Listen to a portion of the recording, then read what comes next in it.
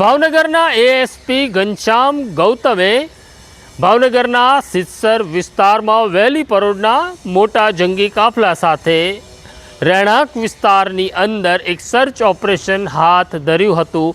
આ search operation દરમિયાન એક શંકાસ્પદ પ્રવૃત્તિ કરતા મૌલવી મળી આવ્યા છે, તેની અટકાયત કરવામાં આવી છે।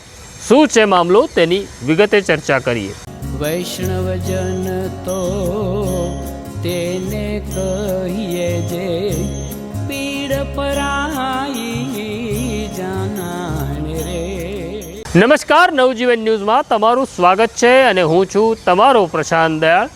અત્યારે સ્થિતિ નાજુક છે। નાજુક એટલા માટે છે કે ધર્મનું ઝેર, જેહાદનું ઝેર નિર્દોષ લોકોના મનમાં રેડવામાં આવે છે અને પછી આ નિર્દોષ અને ગુમરાહ થયેલા યુવાનો જેહાદના નામે પછી જે રસ્તે આગળ વધવાનું નથી તેવા રસ્તે આગળ વધે છે અને મુશ્કેલીમાં મુકાઈ જાય છે।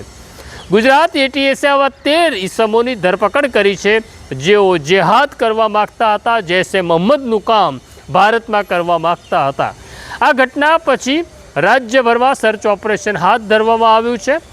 ભાવનગરના યુવાન એએસપી ઘનશ્યામ ગૌતમે પણ ભાવનગરના સિત્સર વિસ્તારની અંદર કેટલાક ઘરોને, કેટલીક મસ્જિદોને, મદ્રેસાઓ તપાસ્યા હતા, જેમાં એક મૌલવી શંકાસ્પદ પ્રવૃત્તિ કરતા હોવાના પુરાવા તેમને મળ્યા છે।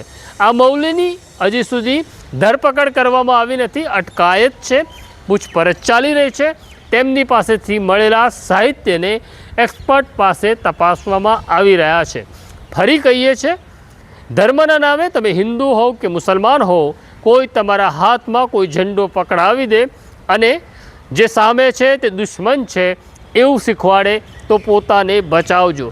ખાસ કરી માતા પિતાને વિનંતી છે કે તમારા યુવાન સંતાનો ઉપર નજર રાખજો, તે કોઈ હિન્દુ નેતાનો હાથો ન બની જાય કે પછી કોઈ મૌલવીનો હાથો ન બની જાય, કારણ કે આખરે તો નુકસાન તમારું છે। આ સ્ટોરી અંગે તમારે શું કહેવું, કોમેન્ટ બોક્સમાં જરૂરથી લખજો, અમારી સાથે વાત કરતા રહેજો। અત્યારે મને મારા સાથી ફૈઝાન રંગરેજને રજા આપો। આવીશ પાછો નવા વિષય સાથે, નવી વાત કરવા। નમસ્કાર।